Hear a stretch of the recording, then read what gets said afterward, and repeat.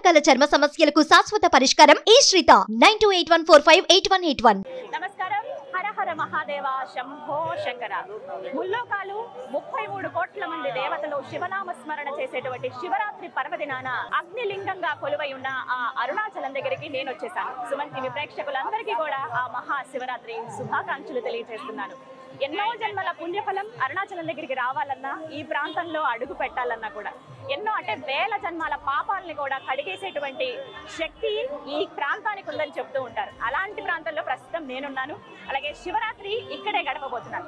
నాతో పాటు మీరందరూ కూడా ఆ శివుణ్ణి దర్శించుకునే భాగ్యం అనే చెప్పొచ్చు.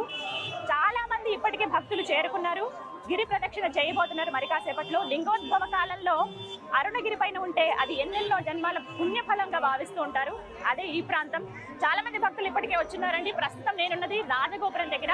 ఇక్కడి నుంచే అరుణగిరి ప్రదక్షిణ, గిరి ప్రదక్షిణ అనేది స్టార్ట్ చేస్తారు. అంటే ముందుగా ఇక్కడ దండం పెట్టుకునే స్టార్ట్ చేయడం అనేది జరుగుతుంది. చూడొచ్చు, ఇసుకు వేస్తే రాలనంత మంది భక్తజనం ఇప్పటికే చేరుకున్నారు. ఇక మరి కాసేపట్లో గిరి ప్రదక్షిణ కూడా స్టార్ట్ చేస్తారు. సో ముందుగా మనం రాజగోపురం దగ్గర స్వామికి దండం పెట్టుకుని సక్సెస్ఫుల్ గా ఈ యాత్ర ఏదైతే ఉందో ఇక్కడి నుంచి స్టార్ట్ చేస్తే ఈ గిరి ప్రదక్షిణ అది సక్సెస్ అవ్వాలని మనస్ఫూర్తిగా దేవుణ్ణి కోరుకుందాం. అలాగే ఇక్కడ దీపారాధన కూడా చేసి స్వామివారికి మనస్ఫూర్తిగా మొక్కుకోవచ్చు. ఒక్కసారి ఆ రాజగోపురానికి మీరు కూడా నమస్కారం చేసుకోండి.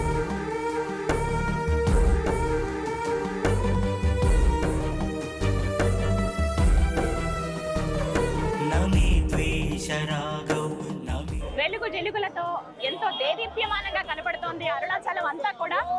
4 గోపురాలు ఎంత ప్రత్యేకమో తెలుసు. అరుణాచలం ఆలయంలో చాలా సుందరంగా కనిపిస్తుందండి. రాత్రిపూట ఇంకా వెలుగు జెలుగుల మధ్యలో కైలాసంలో మనం ఉన్నామా అన్నట్టు భావన కలుగుతోంది.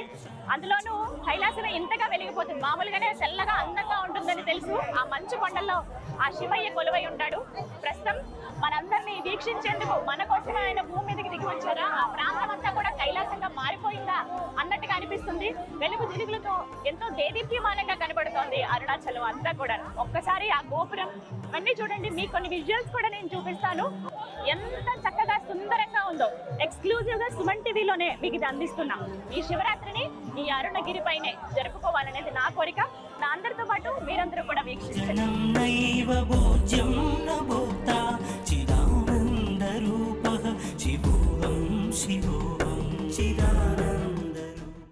గిరి ప్రదక్షిణ ప్రారంభించబోతున్నాను. అందుకంటే ముందు ఇక్కడ దీపం వెలిగించి, కొబ్బరికాయ కొట్టి, కర్పూరం వెలిగించి అది స్వామివారికి సమర్పించి ప్రదక్షిణ ప్రారంభిస్తూ ఉంటారు.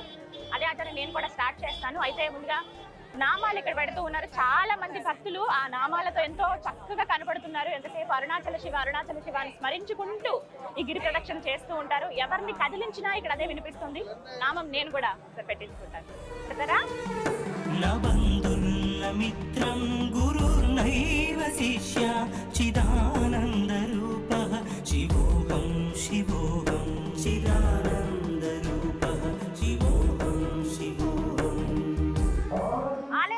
ప్రవేశించాము. రాజగోపురం దగ్గరికి వెళ్ళి ధ్వజస్తంభం దగ్గర మనం దీపారాధన చేసే అవకాశం ఉంటుంది. ఇక్కడ సరే ఎంతో మంది భక్తులు ఇప్పటికే స్వామివారి అంటే ఆ శివయ్య దర్శనం చేసుకుని వస్తున్నారు. ఉదయం నుంచి కూడా భక్తులతో కోలాహలంగా ఉందండి, సందడిగా ఉంది. అరుణగిరి అంతా కూడాను ఆ శివనామ స్మరణతో మారుమోగిపోతుందనే చెప్పాలి. ఇక అసలైనది లింగోద్భవ కాలం కదా, ఆ సమయం కోసం అందరూ ఎదురు చూస్తూనే ఉన్నారు. ఎంతో మంది భక్తులు ఇప్పటికే దర్శనం ముగించుకుని గిరి ప్రదక్షిణ చేయడానికి వెళ్తున్నారనమాట. ఇగో మనం లోపలికి వెళ్తున్నాము. ఇంకొంచెం ముందుకు వెళ్తే అక్కడి నుంచి పెద్ద పెద్ద క్యూ లైన్లు కూడా చూడొచ్చు. లింగోద్భవ సమయంలో స్వామివారిని దర్శించుకోవాలని చెప్పి చాలా మందికి కోరికుంటుంది. అలాంటి వాళ్ళందరూ కూడా ఆలయం దగ్గరికి వెళ్తారు. మిగతా వారందరూ కూడా గిరి ప్రదక్షిణ చేస్తారనమాట.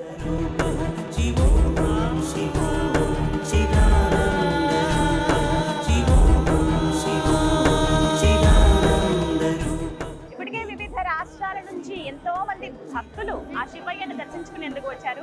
నిజంగా ఎంతటి పుణ్యఫలం అండి. శివరాత్రి రోజున ఆ స్వామిని దర్శించుకోవడం అంటే అది మామూలు అదృష్టం కాదు. అంతటి అదృష్టం సాధారణంగా చెప్తూ ఉంటారు. ఎక్కడికైనా ఆలయం వెళ్ళాలంటే అక్కడి స్వామివారు రప్పించుకుంటేనే మనం రాగలమని. అది మాత్రం అక్షర సత్యం. ఎక్కడైనా ఏమో కానీ అరుణాచలం, ఈ అరుణాచలేశ్వరుడు పిలిపించుకుంటేనే మనం ఈ ప్రాంతంలో కనీసం అడుగైన మోపగలం అన్నమాట. శివాయ శివాయ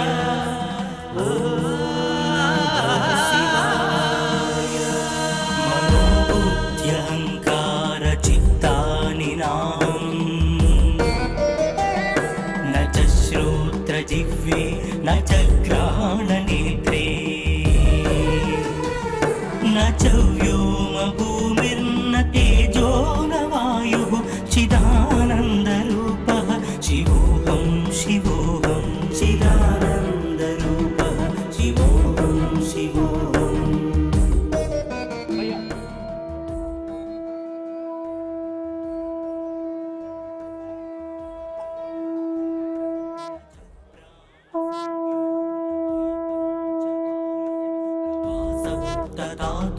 नवा पंचकोशाः ఆ అరుణాచలేశ్వరుని దర్శించుకునేందుకు ఇప్పటికే లక్షలాది మంది భక్తులు అరుణగిరికి చేరుకున్నారండి. ఎంతమంది అంటే మనసారా స్వామిని తలుచుకుని ఒక్కసారి ఆ రూపాన్ని దర్శించాలని అందరి కోరిక. అయితే చాలా మంది భక్తులు ఇప్పటికే క్యూ లైన్లో ఉన్నారు. ఉదయం నుంచి దర్శనాలు అవుతూనే ఉన్నాయి. ఇది రాజగోపురం ముందు మనం ఉన్నాము. ఇక్కడే దీపారాధన చేసే అవకాశం ఉంటుంది. ముందుగా రాజగోపురానికి ఇంకా ముందుగా ఒక ద్వారం ఉంటుంది, అక్కడ దీపారాధన చేయొచ్చు.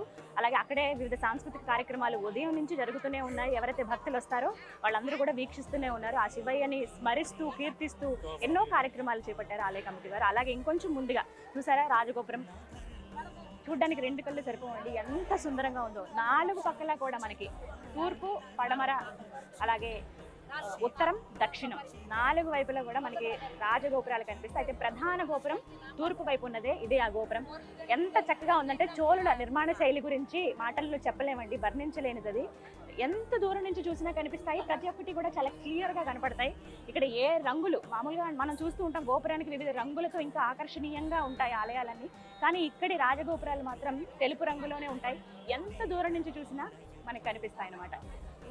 అరుణాచలేశ్వరుడికి చిన్న ఆలయం ఉండేది లోపల వరకు. ఆ తర్వాత చోళులు 50 సంవత్సరాల పాటు ఈ చుట్టూ ప్రాకారాలన్నీ కూడా కట్టారండి. ప్రాకారం అంతా కూడా నందీశ్వరులు కొలువై ఉంటారు. ఎంతో మంది దగ్గర 108 వరకు నందులు ఆ గోడల పైన మనకి దర్శనమిస్తాయి. అవి చూస్తేనే చాలా అత్యంత పుణ్యఫలం. ఎందుకంటే అపర భక్తుడు ఎవరైనా ఉన్నారంటే ముందుగా ఆ నందీశ్వరుడే కదా. ఆయన ప్రతి చోట మనకి దర్శనమిస్తారు. దాంతో పాటుగా లోపల అంటే ప్రత్యేకించి అరుణాచలంలో ఈ ఆలయంలో ఆ నందీశ్వరుడికి ప్రత్యేక పూజలు కూడా జరుగుతాయి. వారిని ఎంతో అంటే శివయ్య దగ్గరే ఉండి మన కోరికలన్నీ శివయ్యకి వినిపించేది ఆ నందీశ్వరుడే కదా. అలాంటిది ఆయన్ని ప్రసన్నం చేసుకోవాలంటే ముందు ఆయనకే పూజ చేయాలి. లోపలికి వెళ్తే పెద్ద నందిని మనం దర్శనం చేసుకోవచ్చు. ఇగో ఇక్కడి నుంచే దర్శనానికి లోపలికి వెళ్ళేది. చాలా మంది తూర్పు ద్వారం గుండానే వెళ్తారు. ఇగో ఇక్కడి నుంచి లోపలికి పంపిస్తున్నారు చూసారా. కాస్తంతా ఇప్పుడు రద్దీ తగ్గినట్టు అనిపించినా మరి కాసేపట్లో ఇంకా రద్దీ పెరుగుతుంది. ఎందుకంటే లింగోద్భవ కాలంలో ఆ శివయ్యని దర్శించుకోవాలనేది అందరి కోరిక కూడా. నాకు ఉంది, కానీ శివరాత్రి సమయంలో లింగోద్భవ జరుగుతున్నటువంటి ఆ కాలంలో ఈ కొండపైన ఉంటే చాలు అని నాకు అనిపించిందండి. అది నిజంగా మహద్భాగ్యం. నేను అనుకున్నది కాదు, ఆయన అనుకున్నదే ఇది. ఒక్కసారి ఆ కొండ దగ్గరికి వెళ్తే చాలని భావించాను. కొండ ఎక్కాలంటే అది ఇంకా వేరే ప్రక్రియ. అదంతా కూడా గిరి ప్రదక్షిణ అనేది ఇక్కడ ముఖ్యం కాబట్టి ఆ గిరి ప్రదక్షిణ చేయాలనుకున్నాను. ఆ అవకాశం నాకు స్వామివారి వాళ్ళు ఇచ్చారు. నాతో పాటు మీరు అందరూ కూడా లైవ్లో ఎక్స్క్లూజివ్గా సుమన్ టీవీలో వీక్షించండి.